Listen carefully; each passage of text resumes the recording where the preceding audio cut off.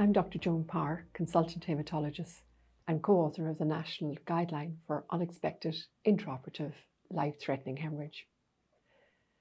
Life-threatening hemorrhage is a key health concern, and 25% of these occur intraoperatively.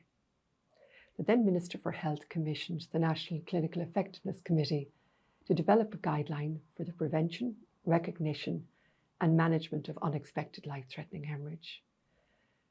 A multidisciplinary group developed this guideline, which was published last year in May. This had 17 recommendations.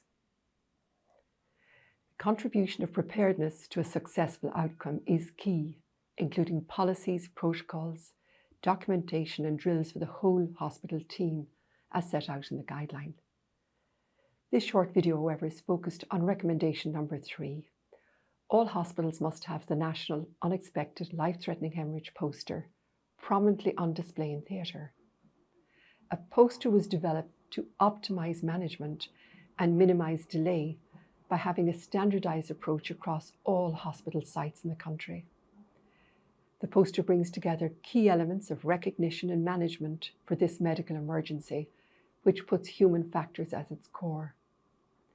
The poster is a tool to support your hospital implementing the good practices recommended in the guideline. And your staff in theatre, in your laboratories, and across the hospital should be familiar with the contents of the poster in advance of any such emergency. The poster has 5 particular sections. Overarching is the recognition and activation of life-threatening bleeding as a code red emergency where there is clinical concern. The emergency protocol is activated by the senior clinician and an emergency coordinator is identified. Their function is to coordinate, delegate, assign roles, and mobilise the hospital resources. The clinical management of the patient has a focus on approaches to stopping the bleeding, resuscitation, identifying additional risk factors such as anticoagulation, and managing metabolic risk. The communication lead is identified, and they're responsible for engaging all senior staff, the laboratories, and other hospital resources to support the emergency. They will inform all that the life-threatening hemorrhage protocol has been activated as code red for a specific patient in a specific location. The poster must be populated with the relevant contact details for your hospital. What are the human factors that ensure a good outcome in an operating theatre when something unexpected like a life-threatening hemorrhage happens? So we know there's good evidence in the literature now. We also know from other high reliability organisations what works. So one of the things that is really critical is role allocation. So people need to be given a role by the coordinator ideally as to what they are to do. The other thing that often falls down is communication.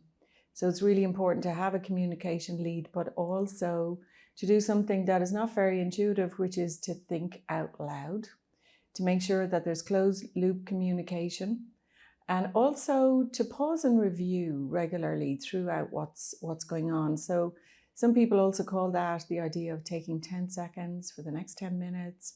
So 10 for 10 or 5 for 5. Something else too that I think is really critical, and we're getting a lot of evidence about this now, is the importance of psychological safety in the operating theatre for the team. And this is really challenging when there's a crisis. But we do know that people will suffer with cognitive overload if they're shouted at by up to 40%. And that also affects witnesses to that kind of hostility. So that means it's everybody's responsibility to self-regulate, breathe, in for 5, out for 6. That will regulate all the hormones and chemicals that are coursing through your body and your brain. So these are the factors that are so crucial to make sure that things go better when there's a crisis. Initial empiric blood management includes intravenous tranexamic acid and the immediate transfusion of either emergency group O red cells or where you already have blood for that patient in theatre or a nearby fridge. The communication lead contacts the transfusion laboratory and they order empiric support, by massive hemorrhage packs, which include red cells and plasma, and this will be followed by fibrinogen and platelets when that's appropriate. They procure the required blood samples and coordinate the required blood testing, and the poster prompts these requirements.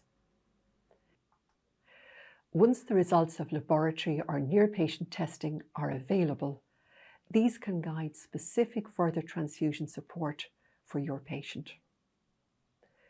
The poster prompts pause and review if bleeding continue, and the treatment targets are set out.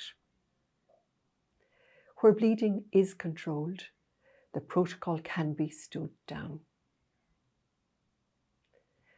The lower section of the poster is completed locally so that you are aware of the transfusion support available to you in theatre. And this includes the location, the quantity, and the time it will take for you to actually receive these blood components in theatre. As intended in Recommendation 3 of the guideline, the poster is prominently displayed for theatre staff to be familiar with the contents through training and drills, and to act as a prompt for the communication lead during a real live event. Thank you for taking time to view this video.